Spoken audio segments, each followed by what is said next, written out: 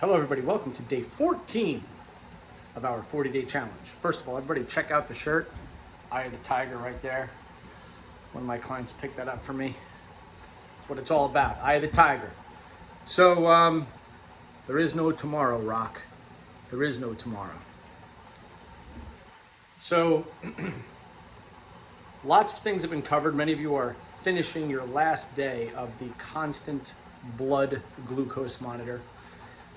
I'm going to say this now, I think, for the 10th time, and probably if you've been reading my texts, it might be the 12th time via text.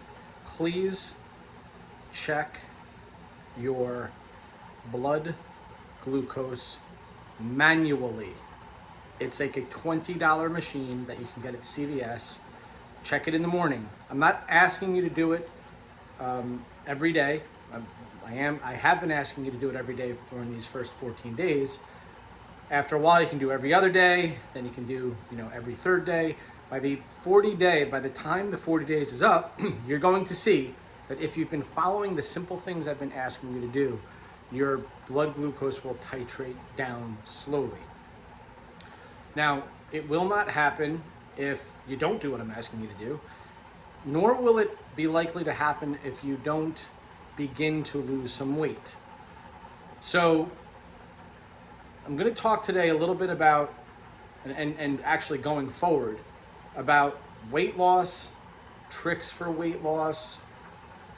If in fact you notice that your blood glucose is constantly over 115, things that you can do for yourself to expedite the process, because if you get blood work done and your blood glucose is constantly over 115 for the past while, year, 2 years, which it likely has been, if you know that you need to lose 40, 50 pounds, whatever it is, the BMI chart is fairly reliable. It's not, if certain guys, look, if you're bench pressing 1.5 times your body weight or something like that, if you know that you're very strong and you're very muscular, certainly the BMI is not going to be the most accurate thing, but it's in the ballpark. What I usually say to people is, what is your body weight at your lightest in the past, as an adult, up to about 25 years old? What was the lightest you've been? And even at that weight, did you look in the mirror and say to yourself, man, I'm really lean right now, I can't lose another 10? So use that as a gauge. Many of you have been 20, 30, 40, 50 pounds lighter. The issue becomes the damage that you're doing to your organs, literally with fat, and specifically the liver. Specifically, that's what becomes the issue with fatty liver disease. There are ways to expedite pulling fat from the liver. And we will talk about that. So if you notice that your blood glucose is constantly over 150 now, how would you know? Even over 110. If you get blood work done and you notice that your liver enzymes are high, if they're elevated, it's likely because you have non-alcoholic fatty liver disease. Non-alcoholic. Wait, did you just say alcohol? Yes. Why do we call it that? Because we didn't, the only time that we would really associate high liver enzymes 25, 30 years ago is via alcoholism. But if you put enough fat onto a body, and we're talking mostly, again, genetically visceral fat, it's the visceral fat, it's visceral fat that kind of spills into the liver. We'll talk about that when I get there. I'm just explaining to you guys that there are ways to expedite the process of pulling fat out of the liver for each pound that you lose. In fact, I'll send you guys a video of me asking questions to a PhD on this exact topic because I was questioning his methods in terms of expediting the process. Not questioning that his description would work, but how to enhance it. But I will tell you this, guys, none of that will matter because obviously it requires discipline. None of that will matter if you are ignoring rule number 1 in the UTC manual. It is the first thing I cover. And that rule number one is, if it's in your home, you will eat it. If it's in your home, you will eat it. But Tom, you said that it only matters, if I overeat my calories. So it shouldn't really matter if I'm, eating this, whatever, Fruit Loops. It shouldn't really matter if I'm having, this chocolate chip muffin. It shouldn't really matter if I'm... Guys, the issue becomes there are certain foods that are ultra easy to overeat. It's how your brain works. It's called hyperpalatability. It's a real thing. You create a situation where your brain goes, oh, give me more of that.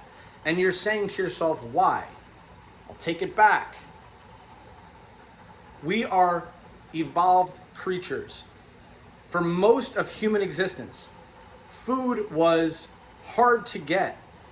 We went through times of long fasting in the winters, right? So we would hunt, we would gather, and it was feast or famine, literally, feast or famine. During that famine, your brain goes, okay, we see food, we better eat because we don't know when our next meal is coming. Those genetics are still in you. We talked in previous videos about leptin and its response into your brain and in your body, which gives you this feeling of satiation. But just as a general understanding, and there are genes for that, by the way, your leptin response. Just as a general understanding, does that make sense? We evolved to eat because we didn't know when our next meal was coming. So guess what? If there is crap in your pantry and in your refrigerator, your brain has evolved to say, eat that, because we don't know when our next food is coming. You add to that, you're type 2 diabetic. You're type 2 diabetic, most of you are trending that way, most of you, most of America. You're in a situation where your cells are saying, we're starving, okay? So you create those two situations where there's insulin resistance and your brain has evolved to eat because your brain is saying, hey, we don't know when the next meal is coming. You're going to eat it. Now, you may say, but the kids, but this. Hey guys, listen, man. This generation of parents that we have destroyed our children. And I don't care if this sounds harsh, because all you have to do is look back 25 years when we were kids. How many kids in your class were 30, 40 pounds overweight? How many of them were type 2 diabetic? Now it's common. Who did that to them? Who? We did. We caused the problem. We created it. It's this generation. Now, what's to blame? Certainly you can blame the hyperpalatability of food, like I said, how accessible things are. But just look at how different our childhoods were than theirs. A lot of it had to do with way less video games and sitting on a phone and playing stupid ass app games. We were out playing stickball, basketball, and everything else all day, every day. Yeah, I know your kid, plays, something on this basketball league, half an hour here and there. But think about when we were kids, what we were doing. So guys, we were expending the energy. We were doing that, right? We were going out, we would come home, 3, 4, 5 hours later. We found ways to move and we found ways to use that energy. Today, we're not doing that. So do yourself a favor. You want to start making real progress? Go back to rule number 1. The first thing we covered in the UTC is if it's in your house, you're going to eat it. And I don't want to hear any nonsense about, but the kids, then let them throw a tantrum. It's your home, it's your rules. What we know is that in time, the palate changes, the brain changes. Let them whine, let them scream. But you'll notice that their palate will change. And it only takes a couple of weeks. That hyperpalatability, that salt, that sweet, that fat, those combinations plus the additives that are put into food, The book, The End of Overeating, goes through it in detail. And that is written by a guy who was the former head of the FDA, who explains in his book how these companies use certain additives and combinations of foods in order for you to not be able to stop eating the product so that they can sell you more. You get addicted to it.